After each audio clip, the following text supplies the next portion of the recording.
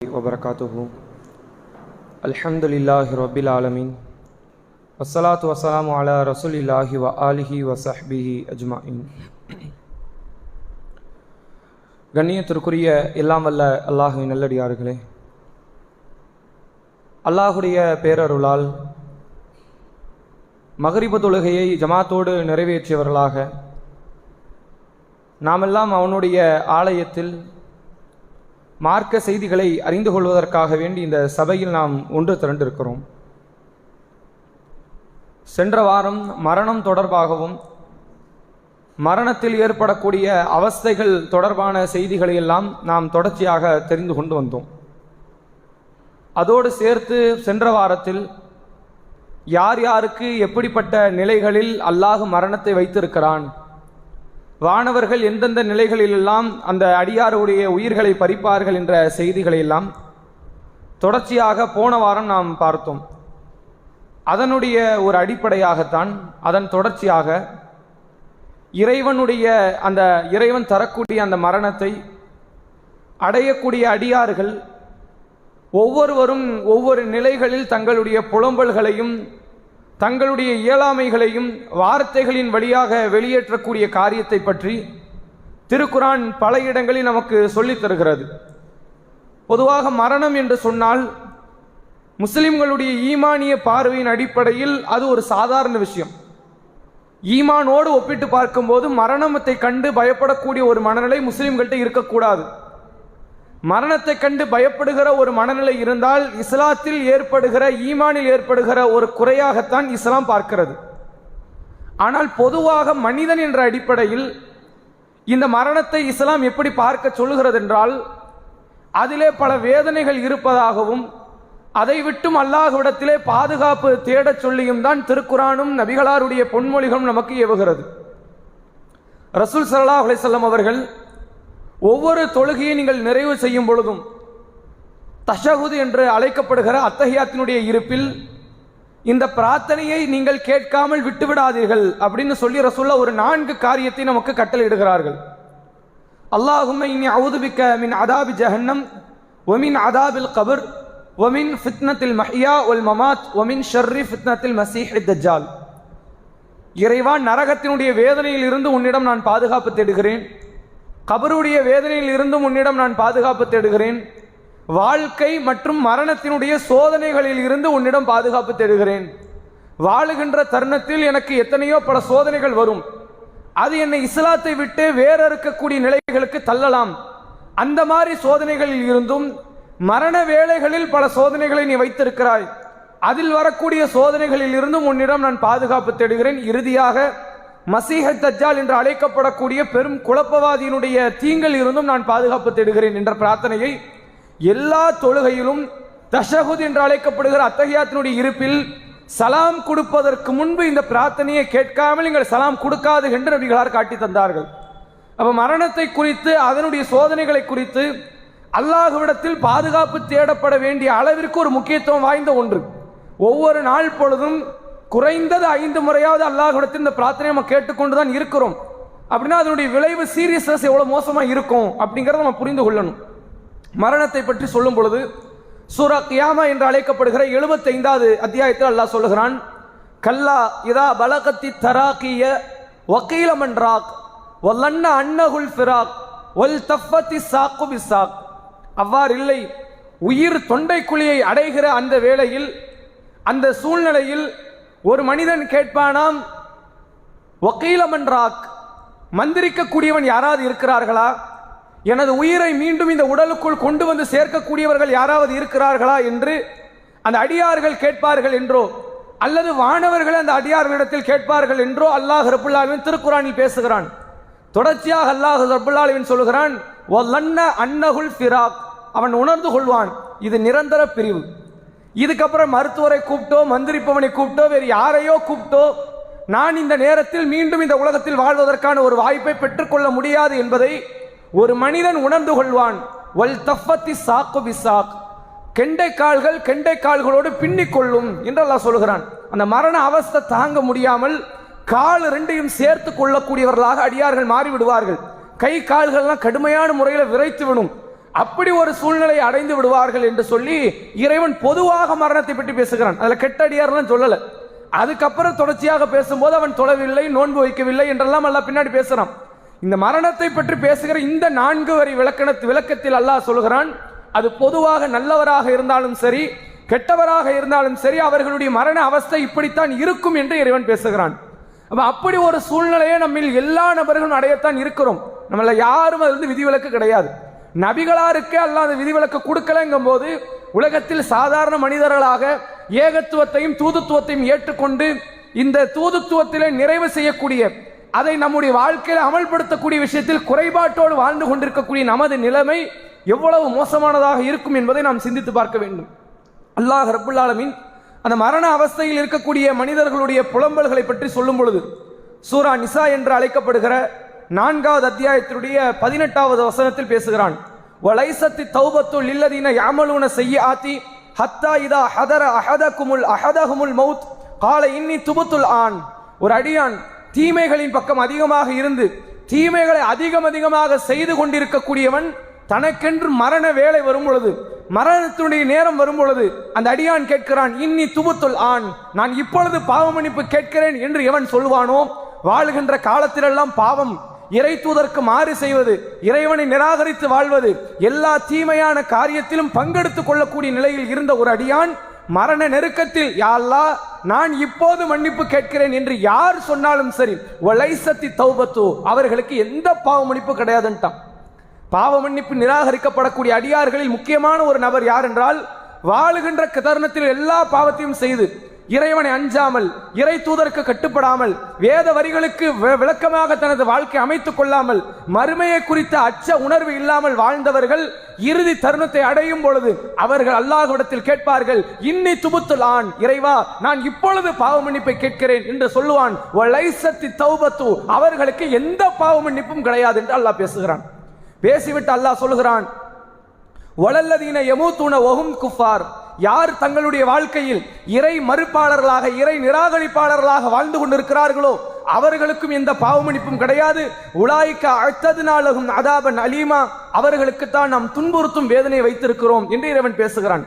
அப்ப இந்த உலகத்தில் வாழுகிற இஸ்லாமிய கோட்பாட்டை கடைபிடித்துக் கொண்டிருக்கக்கூடிய எல்லா மக்களுடைய உள்ளத்தில் என்ன தெரியுமா இருக்குது? ஏன் வழிபாட்டில் அதிக ஆர்வம் இல்லை? எதனால பாவத்தின் பக்கம் அதிகமாக மூழ்கி கிடக்கிறீங்க? எதன் காரணத்தினால் பொருளாதாரத்தின் மீது மோகம் இவ்வளவு அதிகமாக இருக்கிறது என்று யாரிடத்தில் கேட்டாலும் சரி, இதுதான் சம்பாதிக்கிற வயது, இதுதான் பாவத்தை செய்கிற வயது, இந்த வயசுல செய்யலன்னு வேற எப்ப செய்ய முடியும்? நம்முடைய தொழுகையோ வணக்க வழிபாட்டையோ தௌபாவையோ மரண நெருக்கத்தில் வைத்துக் கொள்ளலாம், முதுமையினுடைய கடைசியில் வைத்துக் கொள்ளலாம் என்று பேசுகின்ற மனநிலை கொண்டவர்கள் பருவ வயது அடைந்தவர்கள் மட்டுமல்ல, பெருமளவில் 40 வயது 45 வயதை அடைந்தவர்கள் கூட இன்னும் மௌத்துக்கு பல ஆண்டுகள் இருக்கிறது என்ற சிந்தனையில் சொல்லுகின்ற அடியார்களை பற்றித்தான் அல்லாஹ் குர்ஆனில் சொல்கிறான்.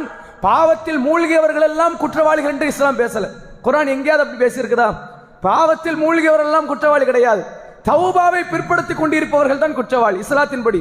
அல்லாஹ் ரப்புல் ஆலமீன் தன் திருமறை குர்ஆனிலே சொல்லுகிறான், குல் யா இபாதியல்லதீன அஸ்ரஃபு அலா அன்ஃபுசிக்கும், நபியே தனக்குத்தானே வரம்பு மீறிய என் அடியார்களிடத்தில் நீங்கள் சொல்லுங்கள், அவர்களை அழைத்து நீங்கள் சொல்லுங்கள், லா தக்னத்து மின் ரஹ்மத்தில்லா, அல்லாஹ்வுடைய அருளில் நீங்கள் நம்பிக்கை இழந்து விடாதீர்கள். நீங்கள் என்ன பாவத்தை செய்திருந்தாலும் சரி, எவ்வளவு உச்சபட்ச பாவத்தை நீங்கள் செய்திருந்தாலும் சரி, அது மனிதர்களுக்கு செய்த பாவங்கிறது தனி கணக்கு, அது அல்லாமல் நீங்கள் இறைவனுக்கு இணையே வைத்திருந்தாலும் சரி, இறை மார்க்கத்திற்கு எதிரான வார்த்தைகளை நீங்கள் பேசியிருந்தாலும் சரி, இறை தூதரை கொல்லுவதற்கு நீங்கள் முயற்சியே செய்திருந்தாலும் சரி, இறை தூதருக்கு எதிராக பிரச்சாரம் செய்திருந்தாலும் சரி, எந்த பாவத்தை நீங்கள் செய்தாலும் லா தக்னத்து மின் ரஹ்மத்தில்லா, அல்லாஹ்வுடைய அருளில் நீங்கள் நம்பிக்கை இழந்து விடாதீர்கள். உடனடியாக பாவ மன்னிப்பை கேட்டு நீங்கள் மீண்டு விடுங்கள். அதில் தாமதப்படுத்தக்கூடாது. பொதுவாக எந்த விஷயத்தில் தாமதப்படுத்தினாலும் சரி, இஸ்லாம் சில காரியங்களை தாமதப்படுத்தாதுன்னு சொல்லுது. அதில் முதல் முக்கியமான காரியம் தௌபா. நீங்கள் ஒரு பாவத்தை அறியாமல் செய்கிறீர்கள், மனோ இச்சையை கடைபிடித்து அதன் காரணத்தினால் செய்கிறீர்கள், பாவத்தை செய்த உடனே வருத்தத்தை தெரிவிங்கள், அல்லாஹ் கிட்ட கேளுங்க. இது என்னன்னா நிறைய பேர் நம்ம மக்கள்கிட்ட ஒரு சூழ்நிலை என்ன தெரியுமா இருக்கு? ஒரு பாவம் செய்கிறோம், அந்த சபையை விட்டு களையறதுக்கு முன்னாடி அந்த தீமையான சிந்தனை மாறிய உடனே அல்லாஹ் கிட்ட தௌபா தேடுறது அல்லாஹ்வை இழிவுபடுத்துவது ஆகாதா? அவனை கேவலப்படுத்துவது ஆகாது, அது கேவலப்படுத்துறது ஆகாது. நீங்கள் தௌபாவை பிற்படுத்த உங்களுக்கு எதிராக நீங்களே செயல்பட்டு கொண்டு இருக்கிறீர்கள். ஷைத்தானை பொறுத்த வரைக்கும் அவன் பாவத்தின் பக்கம் பாவத்தை விட்டு மீட்டெடுப்பதை விட தௌபாவின் பக்கம் செல்ல விடாமல் தடுப்பதற்குண்டான முயற்சிகளைத்தான் அதிகமாக செய்வான். இந்த காரியத்தை நாம் ஒவ்வொருவரும் புரிந்து கொள்ள வேண்டும். எல்லா இறை தூதர்களும் ஒரு சில தவறுகளை செய்தவர்கள். அந்த தவறுக்கு பிற்பாடு தாங்கள் தவறுதான் செய்தோம் என்று தெரிந்த உடனே முதல் காரியம் என்ன தெரியுமா செய்தார்கள்?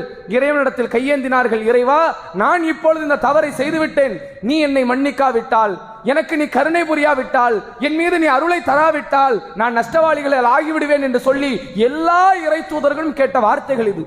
நபி ஆதம் அலைஹிஸ்ஸலாம் அவர்கள் தன் தவறை உணர்ந்தவுடன் கேட்டார்கள், ரப்பனா லலம்னா அன்ஃபுஸனா வ இல்லம் தக்ஃபிர் லனா வ தர்ஹம்னா லனகுனன்ன மினல் காசிரீன். இறைவா, எங்களுக்கு நாங்களே அநீதி இழைத்து விட்டோம், நீ மட்டும் எங்களை மன்னிக்காவிட்டால், எங்களுக்கு கருணை புரியாவிட்டால் நாங்கள் நஷ்டவாளிகளில் ஒருவனாக ஆகிவிடுவோம் என்று கேட்டார்கள். நம்மை விட இறைவனை பற்றி நன்கறிந்தவர் ஆதம் அலைஹிஸ்ஸலாம். நம்மை விட இறைவனுடைய அத்தனை ஆற்றலை பற்றியும் அறிந்து வைத்தவர்கள் ஆதம் அலைஹிஸ்ஸலாம். அந்த ஆதம் அலைஹிஸ்ஸலாம் நினைக்கல, நாம இப்பதானே ஒரு தப்பு செஞ்சோம், ஷைத்தானை பற்றி அல்லாஹ் முன்பே எனக்கு வலியுறுத்தி இருந்தானே, அறிவுறுத்தி இருந்தானே, இப்ப இந்த தவறை செய்துவிட்டு அல்லாஹ்விடத்தில் மன்னிப்பு கேட்பது அவனை கேலி செய்வதாக ஆகாதா என்று நினைப்பு வரல. இப்ப நான் இந்த பாவ மன்னிப்பு கேட்க தவறிவிட்டால், என் வாழ்க்கை இதையோடு வாழ்க்கை முடிந்து விட்டால் நான் நரகத்தை சென்று விடுவேன், அல்லாஹ் என்னை நஷ்டவாளியாக மாற்றி விடுவான். அதனால் அடுத்த கண பொழுதே நான் அல்லாஹ்விடத்தில் பாவ மன்னிப்பு தேட வேண்டும் என்ற ஒரு சிந்தனை இருந்தது. இது நபிமார்களுக்கு இருந்த சிந்தனை. நம்ம நினைக்கிறோம் பாவம் செய்துவிட்டு உடனே தௌபா தேடுவது உள்ளத்தில் ஒரு நெருடல். இது நபிமார்களுக்கு இருந்தது. நூஹ் அலைஹிஸ்ஸலாம் தன் மகனுக்காக பிரார்த்தனை செய்தார்கள். இறைவா, நீதானே வாக்குறுதி அளித்தாய், என் குடும்பத்தை காப்பாற்றுவாய் என்று சொன்னாயே, என் மகன் அழிந்து விட்டான் என்று கேட்டார்கள்.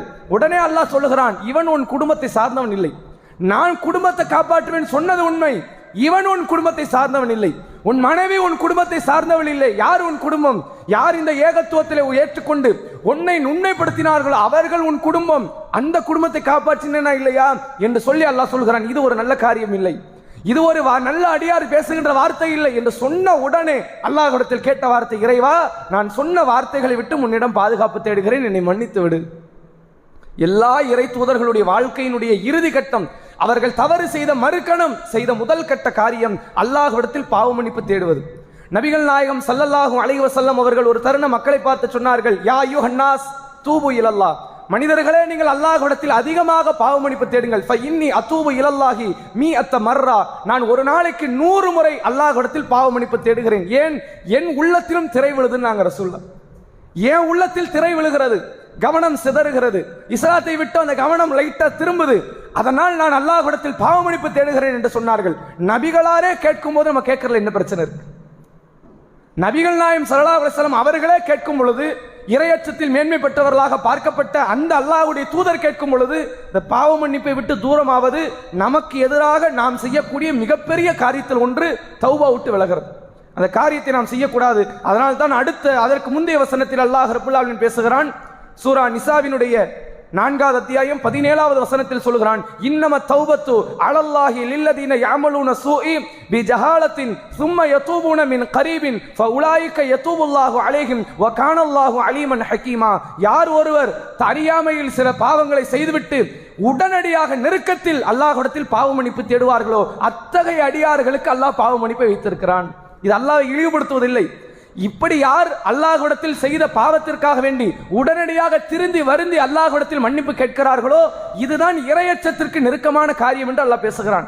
சூரா ஆல் இம்ரானுடைய 133வது வசனம் சொல்லுகின்ற ஒரு கருத்து, முத்தகீன்களை பற்றி அல்லாஹ் பேசிக்கொண்டே வருகிறான். அல்லாஹ் சொல்லுகிறான், வல்லதீன இதா ஃபஅலு ஃபாஹிஷத்தன் அவ் லலமு அன்ஃபுஸஹும் ذكرல்லாஹ் ஃபஸ்தக்ஃபிரு லிதுனூபிஹிம் வமை யக்ஃபிரு துனூப இல்லல்லாஹ். அல்லாஹ் கேட்கிறான், இந்த இறை அடியார்கள் இருக்கிறார்களே, இறையச்சவாதிகள் இருக்கிறார்களே, இவர்கள் தங்களுக்கு தாங்களே அநீதி இழைத்தாலோ ஒரு வெட்கக்கேடான காரியம் ஒன்றை செய்து விட்டாலோ உடனே அல்லாஹ்வை நினைத்து விடுவார்கள், யா அல்லாஹ் இந்த காரியத்தை நான் செஞ்சிட்டேன், இந்த கேவலமான அசிங்கமான நீ தடுத்த நீ ஹராமாக்கிய உன் தூதர் மூலமாக நீ தடை செய்த ஒரு காரியத்தை நான் செய்துவிட்டேன் என்று அல்லாஹ்வை நினைத்து உடனடியாக அவர்கள் தௌபா தேடுவார்கள். அல்லாஹ்வை தவிர வேறு யார் பாவத்தை மன்னிப்பார்கள் என்று கேட்கிறான். இந்த குணம் உள்ளவர்கள் தான் இறையச்சவாதி. நான் இன்னைக்கு பாவம் செய்து விட்டேன், இந்த பாவத்தை நான் விட்டுட்டு தான் தௌபா தேடணும். பலருடைய சிந்தனை இப்படி இருக்கும். பல பேர் பாவம் செய்யக்கூடியவங்க இந்த உலகத்தில் பாவம் செய்யாத அடியார்கள் யாரும் கிடையாது. அப்படிப்பட்ட அடியார்களை அல்லாஹ் ரப்பல் ஆலமீன் படைக்கவும் இல்லை. அப்படி பாவம் செய்யும் போது இறையச்சம் நினைச்சு நாம ஒரு எண்ணத்தை வளர்த்து வச்சிருக்கிறோம். பாவம் செய்துவிட்டு தௌபா தேடுகிறோம். பிறகு பாவம் செய்கிறோம், பிறகு தௌபா தேடுகிறோம். எல்லாத்தையும் சேர்த்து சேர்த்து செஞ்சுக்கிட்டு இருக்கிறோம். பாவத்தையும் செய்கிறோம், தௌபாவும் தேடுகிறோம். இது அல்லாஹ்வை கேலிப்படுத்துவது. அதனால் தௌபாவை விட்டுறேன், பாவத்தை தொடருகிறேன். என்றைக்கு பாவத்தை முழுமையாக முடிக்கிறேனோ அப்போது தௌபாவை மீண்டும் ஆரம்பிக்கிறேன் என்ற இந்த மனநிலை இஹ்லாஸ் நாம நினைச்சுக்கிட்டு இருக்கிறோம். இறை அச்சம்னு நாம நினைக்கிறோம். இது ஷைத்தான் வழிகெடுப்பதற்காக அவன் போட்டு தருகிற மிக முக்கிய பாதைகளில் ஒன்று என்பதை நாம் புரிந்து கொள்ள வேண்டும். இதைத்தான் அல்லாஹ் ரப்புல் ஆலமீன் இந்த வசனங்களிலே நமக்கு சொல்லித் தருகிறான். அடுத்ததாக இறைவன் பேசுகிற இன்னொரு மிக முக்கியமான வசனம், யாரெல்லாம் பாவம் செய்துவிட்டு உலகத்தில் மரணத்தை தழுவுகிறார்களோ அவர்களை பற்றி இறைவன் பேசுகிறான். சூரா அன்பியா, சூரா ஹஜ் என்று சொல்லப்படுகிற அத்தியாயத்தினுடைய அன்பியா என்ற 21வது அத்தியாயம் 99 100வது வசனத்தில் இறைவன் பேசுகிறான். ஹத்தா இதா ஜா அஹதஹுமுல் மௌத், அவர்களில் ஒருவருக்கு மரணம் வந்தால், யார் ஒருவர் இந்த உலகத்தில் வாழும் பொழுது பாவத்திலே அதிகமாக மூழ்கி இருந்தார்களோ அவர்களில் ஒருவருக்கு மரணம் வந்தால், கால் அவர்கள் கூறுகிறார்கள், ரப்பிர்ஜிஊனி லஅல்லி அமல சாலிஹன் ஃபீமா தரக்து, இறைவா என்னை மீண்டும் இந்த உலகத்திற்கு அனுப்பு. சக்கராத்தை அடைந்து விட்டார்கள், மலக்குமார்களை பார்த்து விட்டார்கள், மரண அவஸ்தை வந்து விட்டது. இந்த நேரத்தில் ஒரு அடியான் கேட்பான், இறைவா என்னை மீண்டும் இந்த உலகத்திற்கு நீ அனுப்பு. நீ அனுப்பினால் நான் எந்தெந்த அமல்களை எல்லாம் செய்யாமல் விட்டு வந்தேனோ அந்த அமல்கள் எல்லாவற்றையும் செய்கிறேன், எனக்கு ஒரு வாய்ப்பு கொடு. அந்த அடியார்கள் கேட்கிற வார்த்தை.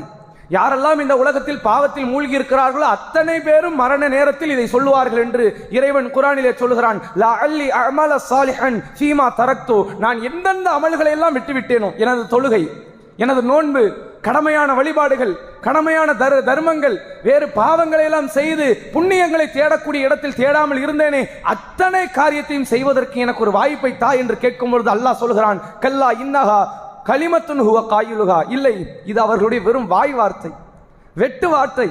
இதை கொண்டு எந்த ஒரு பிரயோஜனம் கிடையாது, இதனால் அவர்கள் வாழ்க்கை மாறப்போவதும் கிடையாது என்று சொல்லிவிட்டு அல்லாஹ் சொல்லுகிறான், ஒமிம் வராயிஹிம் பர்ஸகுன் இலா யௌமி யுபாசுன், எழுப்பப்படுகிற நாள் வரை அவர்களை விட்டும் இந்த துன்யாவுக்கு மத்தியிலே மறைமுகமான ஒரு வாழ்க்கையில் அவர்கள் இருக்கிறார்கள் என்று இறைவன் பேசுகிறான்.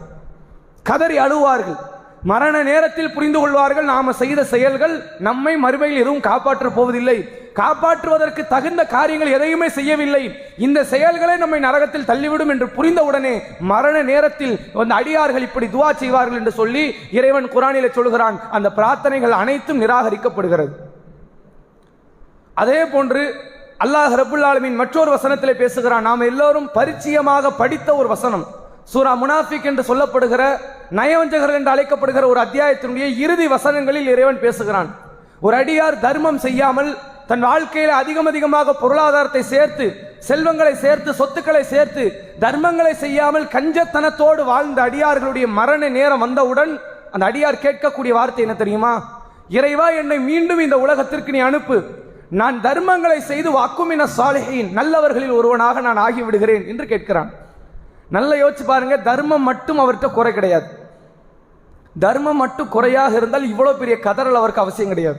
அவர்கிட்ட தொழுகையும் இல்லை, நோன்பும் இல்லை, எல்லா பாவமும் இருக்கிறது. ஆனால் அவர் அல்லாஹ் கிட்ட முறையிட்ட ஒரே ஒரு முறையீடு என்னன்னு தெரியுமா? தர்மத்தை செய்ய அனுமதித்தான்னு கேட்டார். ஏன் அப்படி கேட்டார் யாருக்கா தெரியுமா? ஒருத்தர் பாவத்தை அதிகமாக செய்திருக்கிறார், நன்மை எதுவுமே செய்யல, ஃபர்ல எதுவுமே செய்யல. தர்மம் பாவத்தினுடைய பரிகாரம்ங்கிறதுனாலயா? அது மட்டும்தான் காரணமா இருக்கும்னு நினைக்கிறீங்களா? பாவத்திற்கான பரிகாரம் ரொம்ப லேசானது தௌபா இல்ல, தர்மத்தோட லேசு தானே தௌபா. அது எல்லா பாவத்தையும் ஒட்டுமொத்தமா பெருசு சிறுசுன்னு பார்க்காம எல்லாத்தையும் அழிச்சிரும். என்ன காரணமா இருக்கும்னு நினைக்கிறீங்க? நரக நெருப்பு இல்ல, இது எல்லாமே ஒரு காரணம் தான். ஆனா மெயினான ரீசன் என்ன தெரியுமா? அவர் மரண நேரத்தை பற்றியும் மரணத்தினுடைய அவஸ்தையை பற்றி உணர்ந்த அந்த அடியார் புரிந்து கொள்கிறார், வேற எந்த அமலும் செய்வதற்கு நேரத்தை அல்லாஹ் தரமாட்டான், தர்மத்தை செய்யவாது தருவானான்னு பார்ப்போன்னு கேட்கிறார்.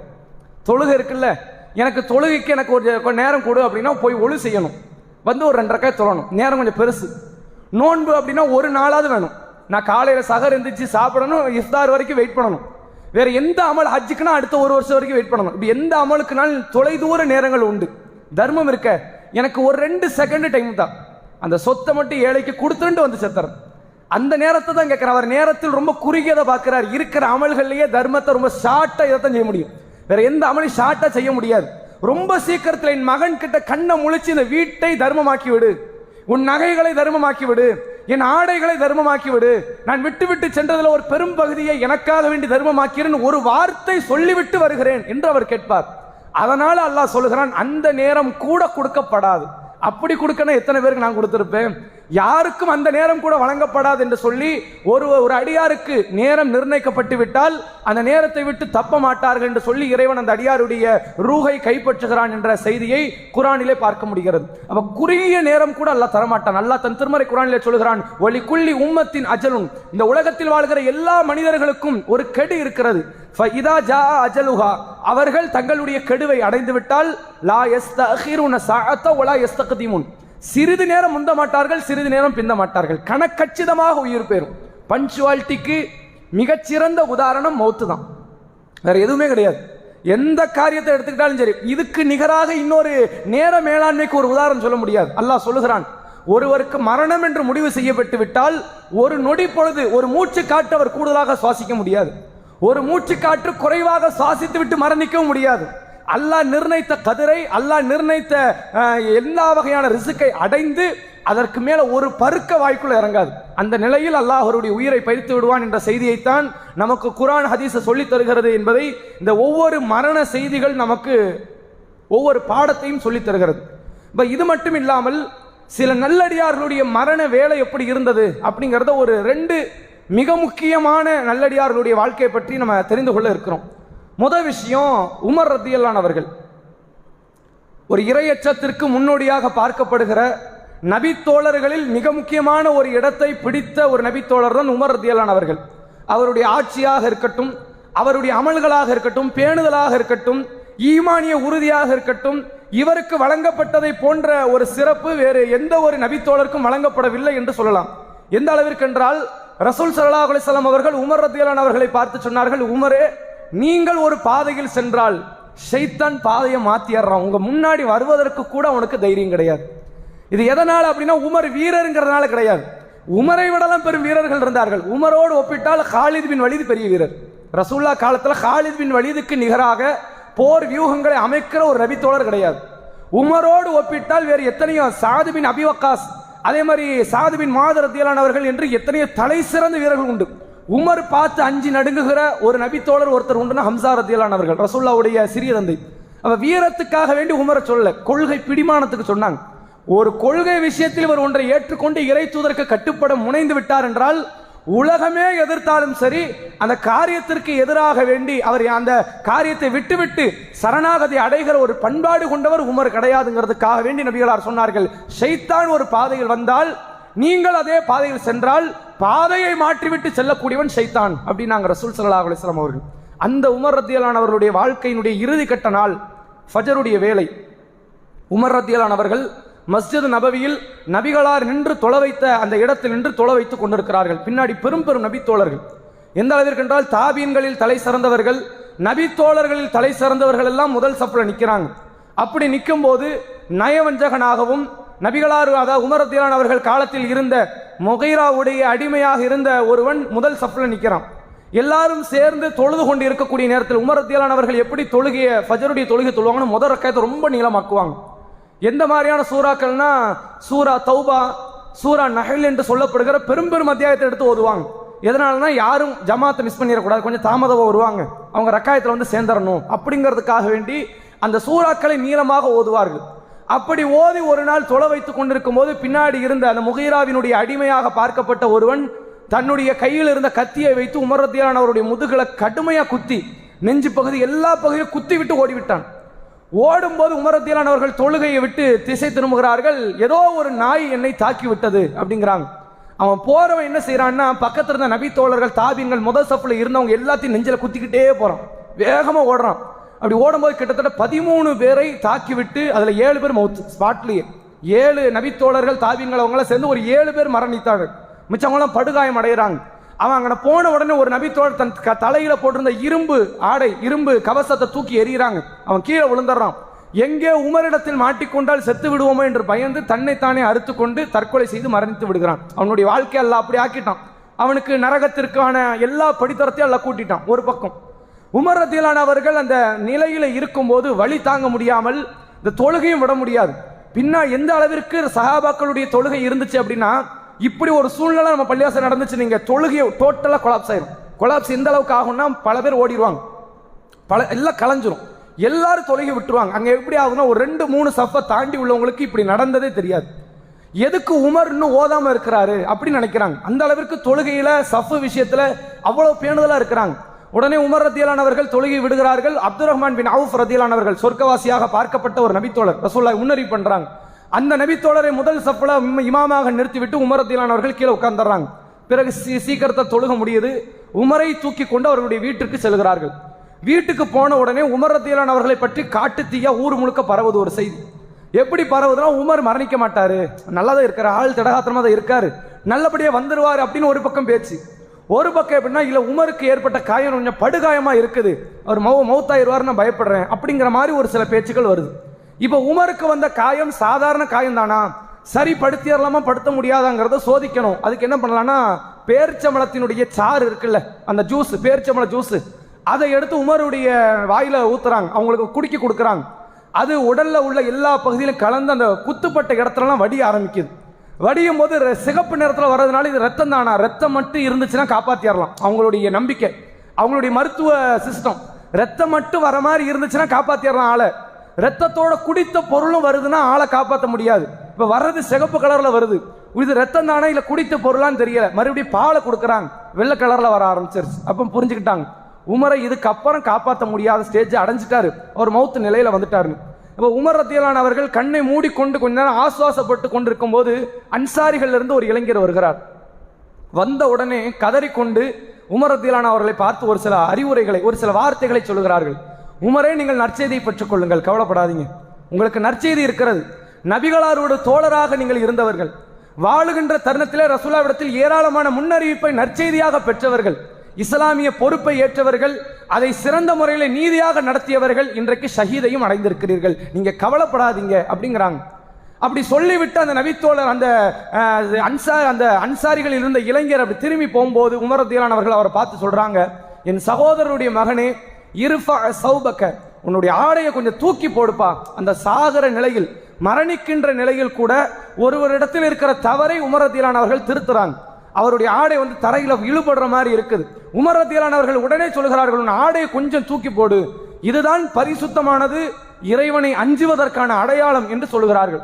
சொன்ன உடனே தன் மகன் அப்துல்லா பின் உமர் ரதியல்லாஹு அவர்களை அழைத்து பேசுகிற வார்த்தையெல்லாம் பாருங்க, மௌத்தாக போறோம், இவ்வளவு சீக்கிரத்தில் மௌத்தாகிறேன், இப்படி வார்த்தையெல்லாம் வரல, நான் போயிட்டோம்னா என்னுடைய வழியெல்லாம் எப்படி இருக்கும், வேதனை எப்படி இருக்கும், என் குடும்பத்தை யார் காப்பாற்ற, இதை பற்றி எந்த சிந்தனையும் கிடையாது. தன் மனைவியை பற்றியோ பிள்ளைகளை பற்றியோ இந்த ஆட்சியை பற்றியோ எந்த சிந்தனையும் கிடையாது. நான் என் வாழ்க்கையை தான் பார்க்கணும், அடுத்தவர்கள் வாழ்க்கையை பார்க்க வேண்டிய அவசியம் எனக்கு இல்லை.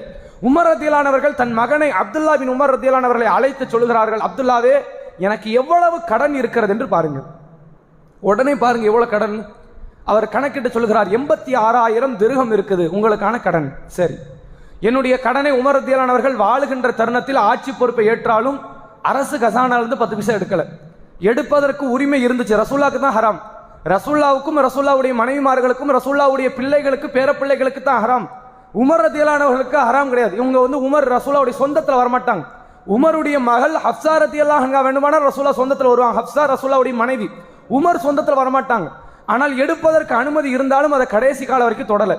உமர் ரதியல்லாஹு அவர்கள் சொன்னார்கள், என் சொத்தில் இருந்து இந்த 86,000 திர்ஹத்தை நீ கடனை அடைத்து விடு. ஒருவேளை அடைக்க முடியாத சூழ்நிலை வந்தால் அதீபின் காபிபின் அதி என்று அழைக்கப்படுகிற என் குடும்பத்தார்கள், என்னுடைய இரத்த பந்த உறவுகள், அவங்கள்ட்ட போய் கொஞ்சம் கேளுங்க கடனா. அவர்கள்ட்ட இல்ல இன்னும் கொஞ்சம் தேவைப்படுது அப்படின்னா குறைஷி கோத்திரம், என் கோத்திரத்தவர்கள், அவங்கள்ட்ட போய் கொஞ்சம் கடனா கேளுங்க. எக்காரணத்தை கொண்டு இந்த முஸ்லிம் தோழர்கள்ட்ட கேட்டுறாதீங்க, அடுத்தவங்கள்ட்ட கையேந்தி கெஞ்சிராதீங்க, அரசு கசானா கிட்ட கையேந்திராதீங்க, எக்காரணத்தை கொண்டு இவர்கள்ட்ட நீங்க கேட்றாதீங்க என்று சொல்லி உமர் ரதியல்லாஹு அவர்கள் சொல்லுகிறார்கள். சொல்லிட்டு அவர்கள்ட்ட கடனாக மட்டும் வாங்குங்கள், அப்துல்லாவே என்னுடைய கடனை நீங்க அடைச்சிருங்க பிற்காலத்தில் அப்படிங்கிறாங்க. சொல்லிட்டு அடுத்த கட்ட கோரிக்கை, அவருடைய அடுத்த ஆசை, இறுதி ஆசை தான். உடனே அப்துல்லா பின் உமர் ரதியல்லாஹு அவர்களை அழைத்து சொல்லுகிறார்கள், அப்துல்லாவே, ஆயிஷா ரதியல்லாஹு வீட்டுக்கு போங்க. அவங்க வீட்டில் தான் 2 பேருடைய ஜனாசா அடக்கம் பண்ணிருக்கு. யாரெல்லாம்? ரசூல் ஸல்லல்லாஹு அலைஹி வஸல்லம் அவர்களும் அபூபக்கர் ரதியல்லாஹு அவர்கள். முதல்ல ரசூலுல்லாஹ்வுடைய ஜனாசாவை அடக்கம் பண்ணதுக்கான காரணம் நபி தோழர்களுடைய மஷூரா. என்ன காரணம்? ரசூலுல்லாஹ்வுடைய ஜனாசா வெளியே போய் அடக்கம் பண்ணிட்டோம்னா அது தர்காவை ஆக்கிடுவாங்க, வணங்கும் இடமா ஆக்கிடுவாங்கிற ஒரு பயம். ஆயிஷா ரதியல்லாஹு வீட்டிலே அடக்கம் பண்ணிட்டாங்க. அபூபக்கருடைய கோரிக்கையை எடுத்து அபூபக்கரை பக்கத்தில் அடக்கம் பண்ணியிருக்கிறாங்க. இப்போ உமர் ரலியல்லாஹு அவர்கள் என்ன சொல்றாங்கன்னா, நீங்கள் ஆயிஷாவிடத்தில் செல்லுங்கள், ஹலீஃபாவுடைய மகன் வந்திருக்குன்னு சொல்லக்கூடாது, உமருடைய மகன் வந்திருக்குன்னு சொல்லுங்க. நான் இன்னையோட ஹலீஃபா பொறுப்பு நிறைவேறிச்சு, இன்னைக்கு மௌத்தாயிருவேன். அப்ப இன்னைக்கு நான் ஹலீஃபா இல்லைங்கிறது அதனுடைய அர்த்தம். நான் அமீருல் முஃமினீனுடைய மகன் என்று சொல்லாதீர்கள், உமருடைய மகன் வந்திருக்கிறேன் என்று சொல்லுங்கள். என் புறத்திலிருந்து ஆயிஷாவுக்கு நீங்கள் சலாத்தை சொல்லுங்கள். அவரிடத்தில் ரெக்யூஸ்ட் கேளுங்க, அனுமதி கேளுங்கள், கெஞ்சி கேளுங்க. எப்படி? என்னுடைய தந்தை மரணித்தால் அவர் ஜனாசாவை உங்கள் வீட்டில் அடக்கம் செய்யலாம். ஒருவர் அடக்கம் பண்ணதான் இடம் இருக்கு. ஏன்னா ரசூலுல்லாஹ் வீடு அவ்வளவு சின்னது, 3 பேர் ஜனாசாவை அடக்கம் பண்றதுதான் இடமே, மொத்த இடமே. அப்போ ஆயிஷா ரலியல்லாஹு அன்ஹா சொன்னார்கள், அந்த இடத்தை எனக்குன்னு நான் நினைச்சேன். ஆயிஷா நாயகியுடைய எண்ணம் அது, அவங்களுடைய கடைசி கட்ட இலக்கு தான். எங்க வாப்பா பக்கத்தில் இருக்கிறாங்க, மௌத்தாயி அவங்களை அடக்கம் பண்ணியிருக்கிறாங்க. என் கணவர் அல்லாஹ்வுடைய தூதர் அடக்கம் பண்ணியிருக்காங்க, பக்கத்தில் நானும் அடக்கம் செய்யப்பட நான் விரும்பினேன். உமருடைய கோரிக்கை ஏற்றேன், உமருடைய கோரிக்கை பார்த்தேன், அவருக்காக நான் கொடுத்து விட்டேன், நான் ஒப்புக்கொள்கிறேன்ட்டாங்க. உடனே உமர் ரலியல்லாஹு அவர்கள்ட்ட வந்து சொல்றாங்க, அவருடைய மகன் அப்துல்லா ரலியல்லாஹு அவர்கள், உமரே, உங்கள் கோரிக்கையை ஆயிஷா ரலியல்லாஹு ஏற்றுக்கொண்டார்கள். நீங்கள் மரணித்த பிறகு உங்கள் ஜனாசாவை அவர்கள் வீட்டில் அடக்கம் செய்ய அனுமதி கொடுத்துட்டாங்க.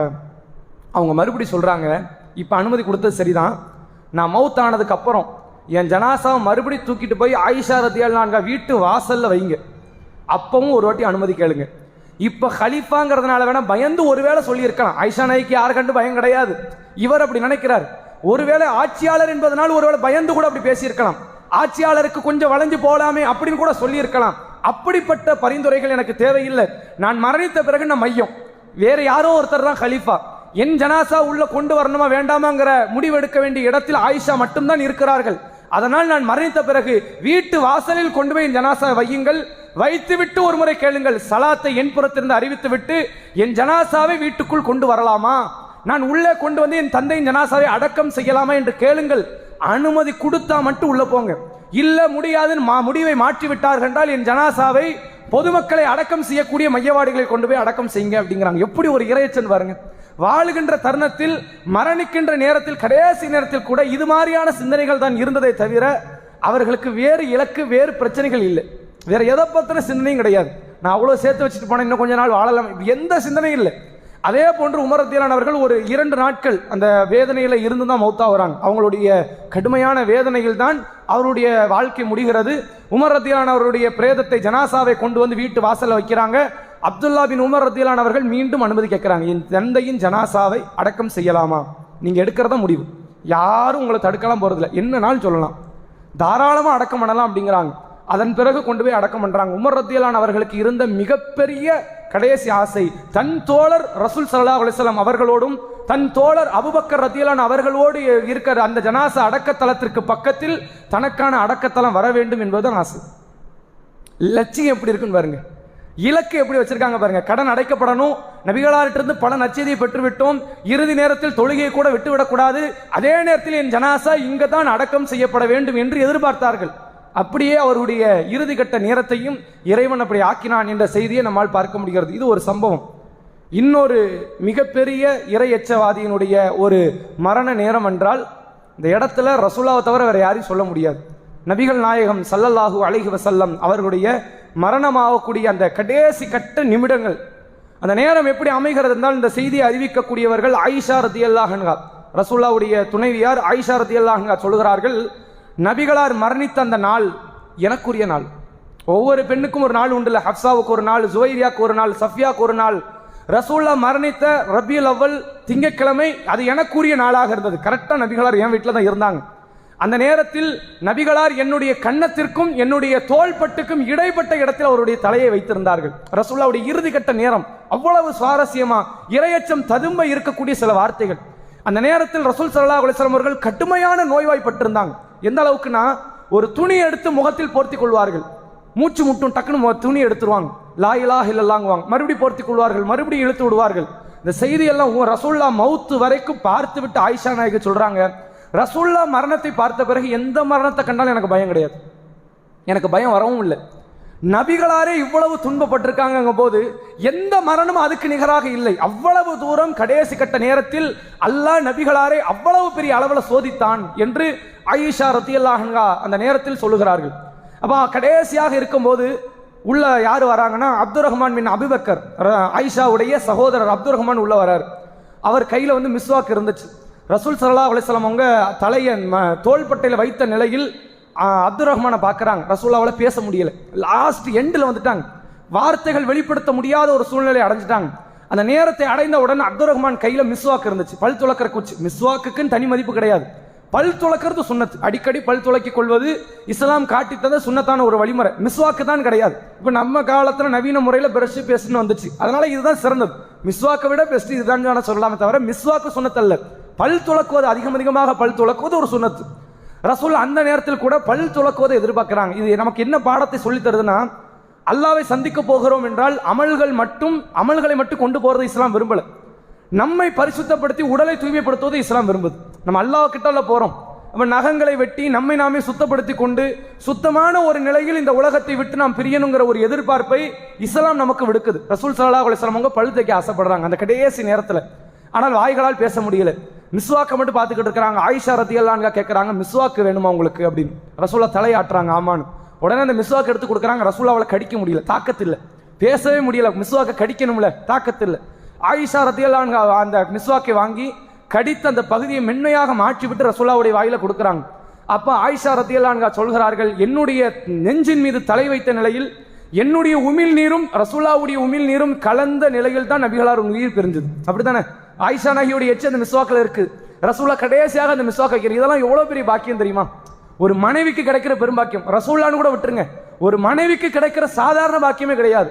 ஏனென்றால் கணவனுக்கு செய்யக்கூடிய பணிவிடைகளில் ஆக உயர்ந்த பெரும் பணிவிடையாக இஸ்லாம் எதை சொல்லி தருதுன்னு கேட்டீங்கன்னா, குர்ஆன் ஹதீஸின் அடிப்படையில் பார்க்கும் பொழுது அவர்களுக்கு முடியாத காலத்தில் அவர்களோடு இருந்து செய்யக்கூடிய அந்த பணியாற்றக்கூடிய இந்த நிலைகள் இருக்குது, இதனை இஸ்லாம் பெரும் கூலி என்று சொல்லுது.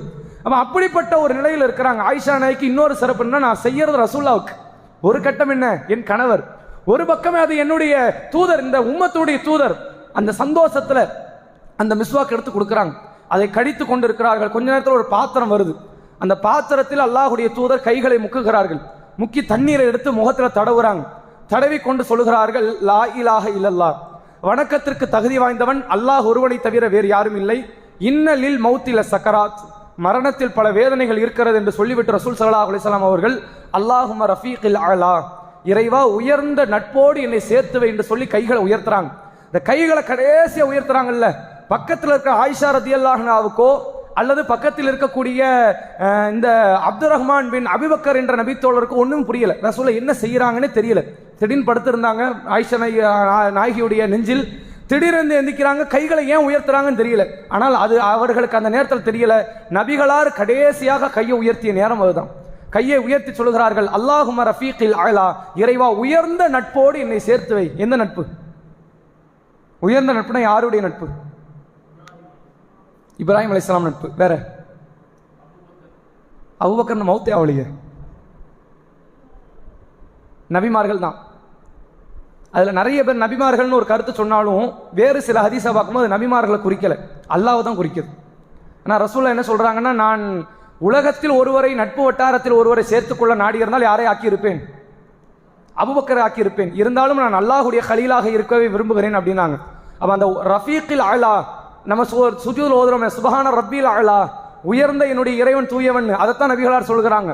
அல்லாஹும்ம ரஃபீகில் அலா, இறைவா உயர்ந்த நட்போடு என்னை சேர்த்துவை, நீ என்ன நண்பனா ஆக்கிரு அப்படிங்கிறத கேட்டு கடைசி வார்த்தையாக சொல்லி நபிகளாருடைய கரம் சரிகிறது. அல்லாஹுடைய தூதர் இந்த உலகத்தை விட்டு பிரிகிறார்கள்.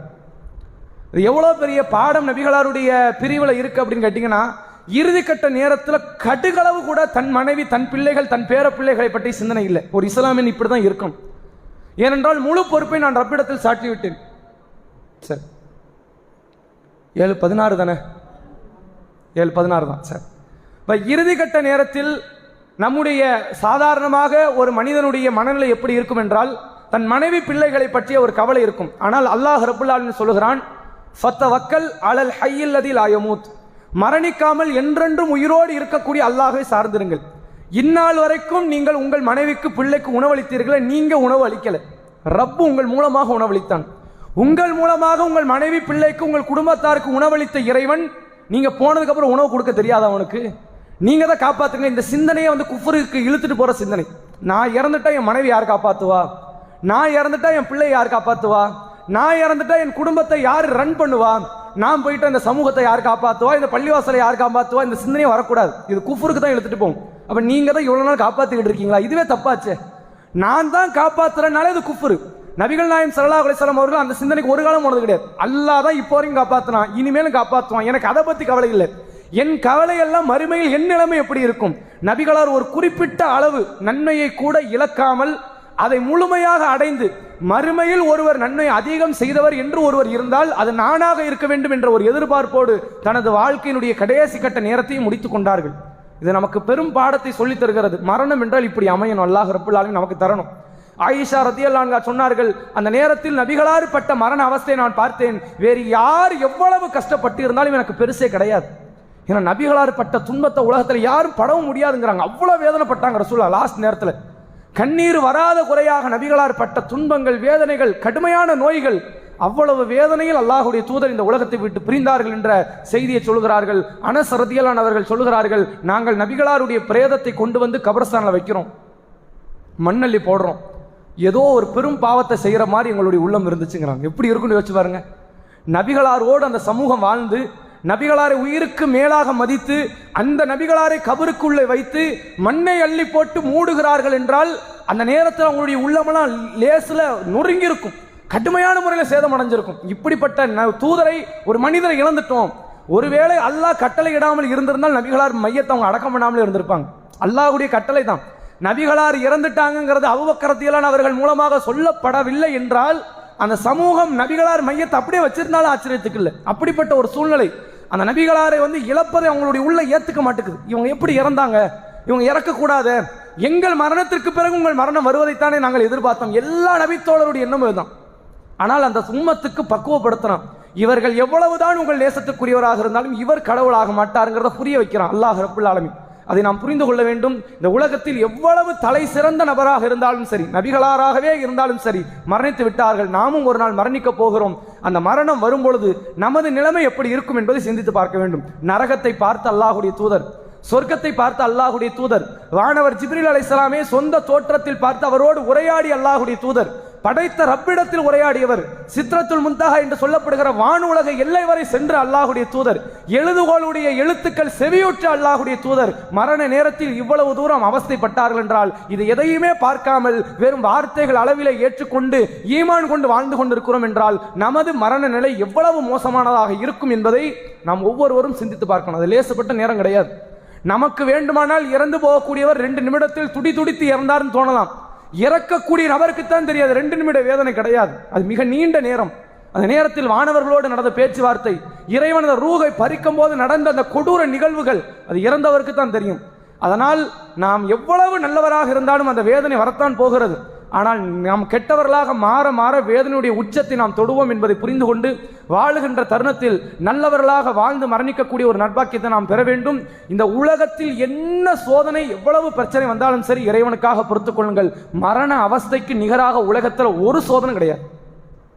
மரண அவஸ்தையோடு ஒப்பிட்டால் உலகத்தில் வருகிற நோய், உலகத்தில் வருகிற வறுமை, உலகத்தில் வருகிற கஷ்டங்கள், நஷ்டங்கள், இழப்புகள், எந்த ஒன்றும் மரண நேரத்தில் வருகிற அந்த கஷ்டத்தோடு ஒப்பிட்டால் ஒன்றுமே கிடையாது. நபிகளாரே அவ்வளவு தூரம் கஷ்டப்பட்டிருக்கிறாங்க போது நம்மளாம் எம்மாத்திரம் ஒன்றுமே கிடையாது. அதை நாம் புரிந்து கொண்டு அந்த நேரத்திற்காக வேண்டி நாம் முன்பாகவே செயல்பட்டு இறைவனிடத்தில் அதிகமாக நாம் பாவ மன்னிப்பையும் துஆக்களையும் செய்து கொள்ள வேண்டும். வல்ல இறைவன் அதற்குரிய தௌஃபீக்கை தந்தருள் புரிவானாக. வாஹிர் தஅவானா அல்ஹம்துலில்லாஹி ரப்பில் ஆலமீன். அஸ்ஸலாமு அலைக்கும் வரஹ்மத்துல்லாஹி வபரகாத்துஹு. சுப்ஹானக அல்லாஹும்ம வ பிஹம்திக அஷ்ஹது அல்லா இலாஹா இல்லா அன்த அஸ்தக்ஃபிருக வ அத்தூபு இலைக்.